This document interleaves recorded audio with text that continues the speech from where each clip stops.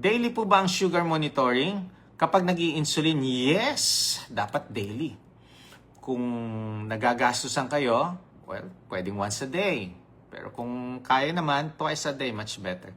Para nakikita nyo, eto ha, ang pag-check ng sugar, ang pagmamonitor ng sugar, para malaman natin kung mag-a-adjust ba tayo ng insulin, mag-i-skip ba tayo ng insulin, or magko-continue pa tayo ng insulin. Kasi kung binago nyo ang kinakain ninyo, yung nag-low carb kayo, bababa po talaga ang sugar. Kasi ang insulin nagpapababa niyan. Very effective yan. No? Kaso synthetic, mas sana yung pancreas natin yung magpapababa ng sugar kasi sa pancreas nagproproduce ng insulin. Okay? So, kung nag-i-insulin tayo, synthetic, bumababa ang sugar. You need to adjust. No? Kaya kailangan talaga may guidance ng doctor.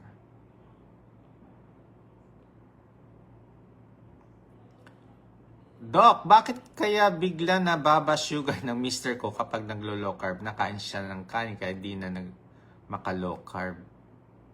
Biglang nabagsak ang sugar. Ito yung isang big example. No? Pagka nag-low carb kayo, talagang bababa ang sugar.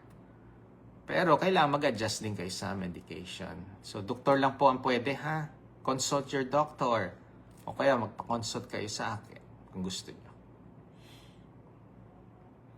1 month plus na sa low carb, di pares ang oras ng aking tulog. Doc, 6 hours ang haba.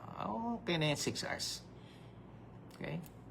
Much better, 7 to 8. Oh. Number 1 cause ng insomnia, tip. Number 1 cause ng insomnia, cellphone.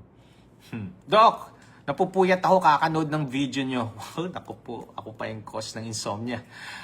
Manood kayo ng tanghali, hapon. Pagdating ng gabi, 8 or 9 p.m. bedtime. Para before 10 p.m. tulog time. You can wake up early. Okay? Sleep early, wake up early, best na yun. Ano ang kakainin na fruits kung may diabetes? Okay. Strawberry, berries, avocado. Okay. Ano pa? Okay. Eto. Sa mga prutas, no? Ang problem sa fruits ngayon, hindi na siya seasonal. Kung siguro seasonal yung fruits nyo, best yun. Okay ako dyan pag seasonal.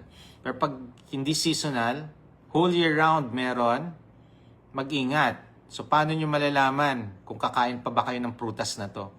Check your sugar after 2 hours. Yes, check your sugar. Anong after eating? 2 hours after eating, Ang goal natin, 125 milligrams per deciliter and below. Pag nag-shoot up yan, more than 125. Huwag nyo nang kainin yun. Maghanap na lang kayo ng ibang prutas. No? Ayun, strawberry, berries, avocado. Ano pa?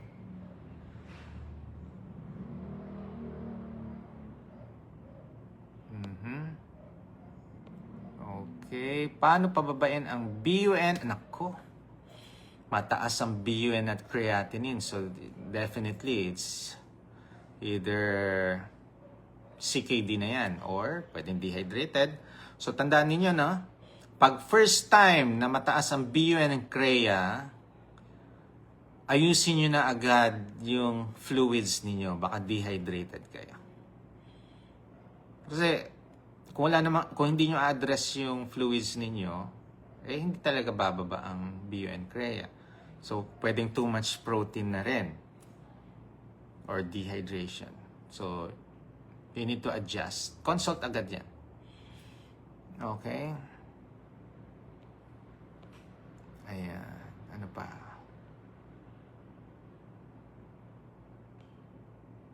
Okay.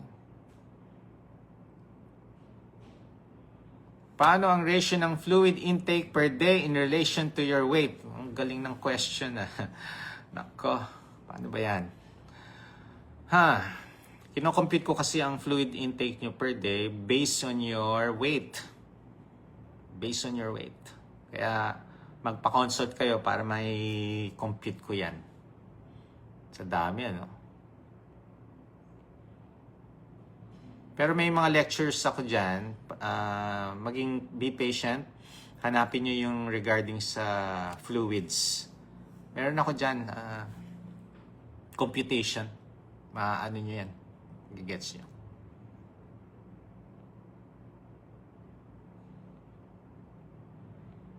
Okay. Ano pa dito? Mga question.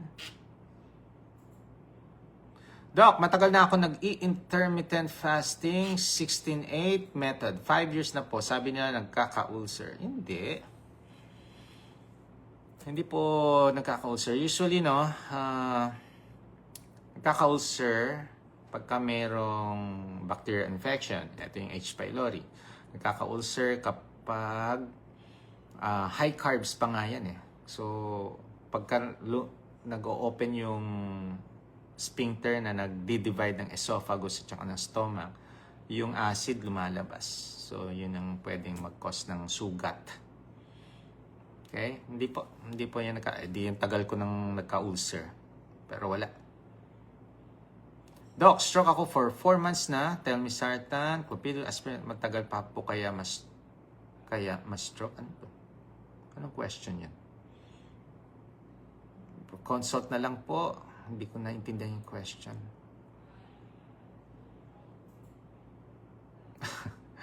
Okay. Oh. Ano pa mga question? Ayan. Yung bayaw ko, 17 years old, namatay siya. Nako.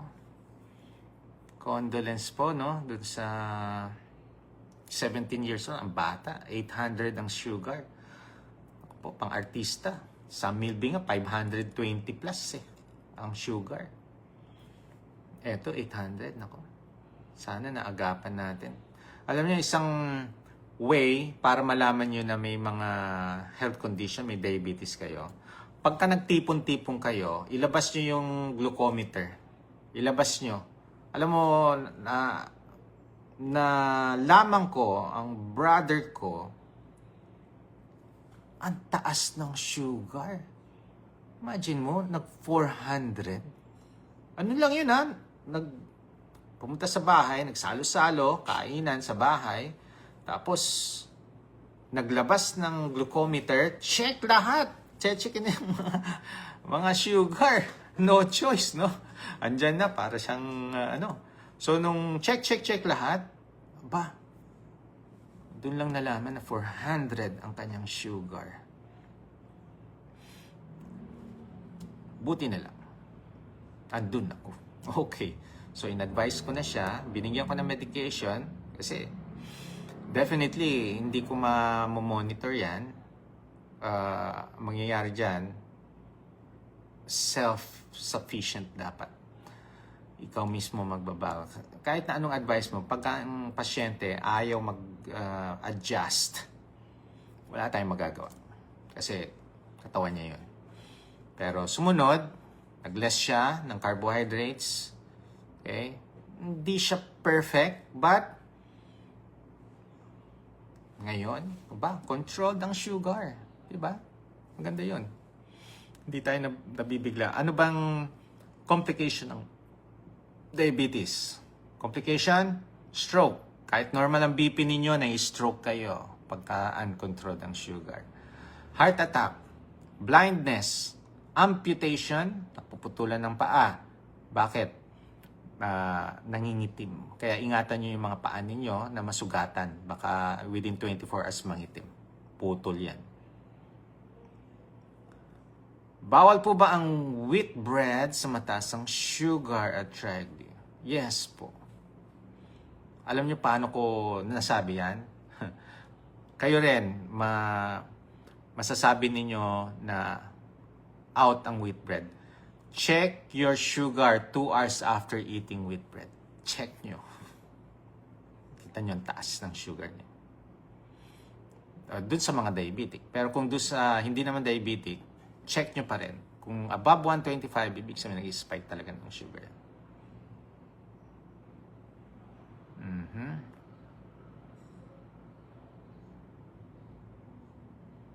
Okay. Doc, nasakit ang kaliwang tagiliran ko habang nagbabike. Ano po ibig sabihin nun? Ibig sabihin nun, kulang sa ensayo. Napagod yung lungs mo. Ganyan, usually sa running, ganyan din. Pag sumasakit tagiliran, kulang lang po kayo sa ensayo. You need to be consistent. 3 times a week, pwede na kayo. Or if you're busy, twice a week, pwede na mag-bike. Training. Okay? Siyempre, yung ano bang training ng bike? May ahon, may lusong, may consistency na nagtre-training. Okay. Hello po, yung mataas po ang yung cholesterol. Oh. Okay. Oh. Takot ba kayo sa cholesterol? May mga video ako regarding sa cholesterol. So, another topic na po yan. No? Mas takot po ako sa mataas na sugar. Bakit? Mas marami pong nai-stroke sa mga diabetic. Mas marami po. Kaysa dun sa mga matataas ang cholesterol. Ever since, no, kinakatakutan yung cholesterol, may stroke ka daw, ganito. But if you are diabetic, you are more prone to stroke. Okay? Ayan. Ayan. Ano yung healthy fats? Oy, ba? Healthy fats. Olive oil, coconut oil, MCT oil, extra virgin olive oil. Yan, mga healthy fats po yan. Mga nuts. Omega-3. Yan.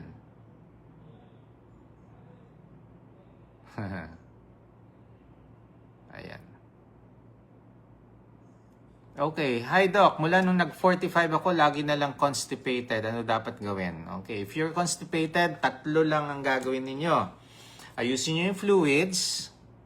Mag-add kayo ng healthy fats. Exercise. Alam mo ako, pagka tumakbo ka ng 5 kilometer, pag uwi ko, ay, jebs na jebs ako. Diba? Nakakatuwa. So, na-address yung constipation.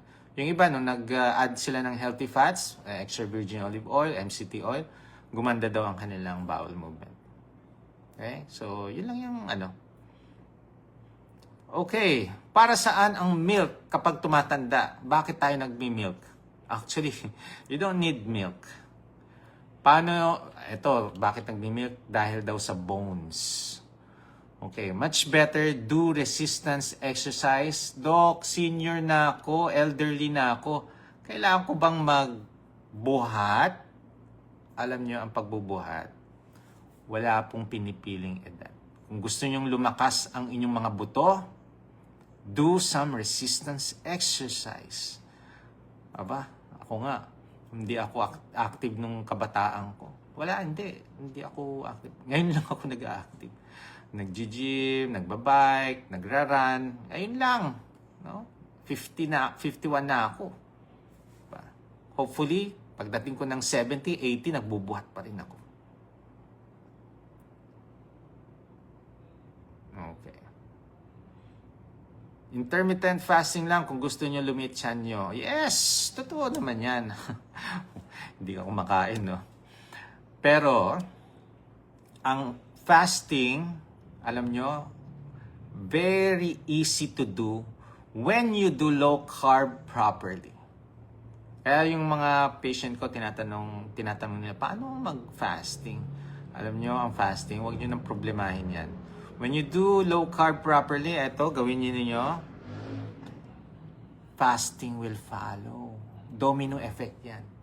Kaya pagka tama yung ginagawa niyong paglo-low carb, intermittent fasting, napakadaling gawin. Hindi nyo na siya iniisip. Yung iba kasi na hindi naglo-low carb, nagfa-fasting lang, inoorasan nila yan. Ay, dapat 18 hours. Doon lang ako kakain, 18 hours. 16 hours. 16 hours, gutom na. Kain na kayo. Pag 16 hours, gutom, kumain na. Huwag niyong pilitin. Okay?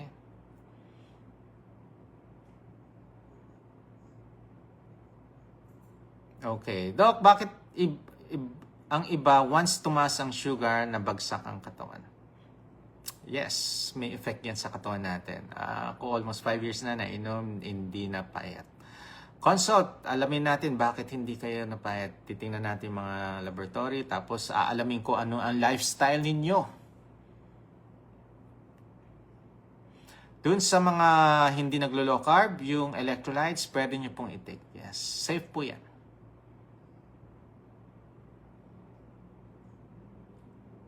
Okay, Doc, may case ko, hypothyroidism at may cardiac dysrhythmia. Usually, sa mga thyroid, yan ang problem. Pagka uncontrolled na BP, kadalasan, di ba, pinapacheck niya yung thyroid kasi pwedeng isang cause ng hypertension. No? Pagka hyperthyroidism or hypothyroidism. When you do low carb, marami pong mga hyperthyroidism, nag-i-improve ang health. Gumaganda ang laboratory, nababawasan ng gamot. O di ba? Ang galing. Doc, HbA1c ko 2020 year 2024 are 8.7, ngayon 2026 6.9. Aba, very good yan. Pero ang goal natin 5.6. Ang tagal ha? Ibig sabihin cheat, nag-cheat. Ibig sabihin baka mali-mali pa ang paglo-low carb. Pero nandun na tayo. May improvement. So, aayusin mo lang yung mga, i-straighten lang natin yung mga baluktot pa. Okay? Ko-correct natin yung mga mali pang ginagawa. Nandun na tayo, naglo-low carb na. Pero baka may mali pang ginagawa. Tumaas cholesterol, well, hindi ko alam gaano kataas. Kailangan lahat ng parameter kailangan makita. Hindi lang yung specific lang tayo, isang cholesterol. Kailangan lahat ng parameter. Re-reviewin. Okay?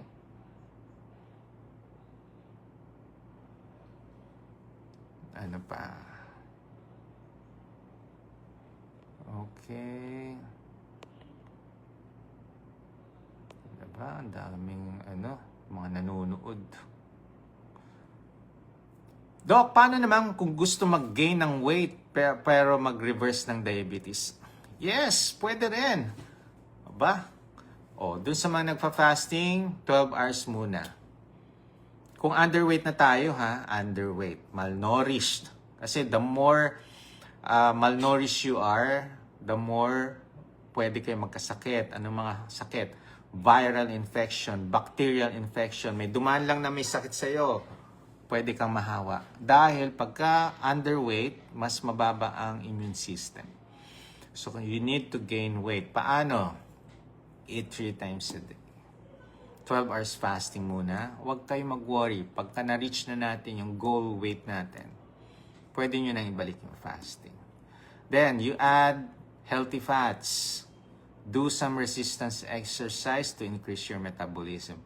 Once you increase your metabolism, tumatakaw. Meron akong 60 years old Doc, gusto kong mag-gain. Underweight na ako ng 5 kilos.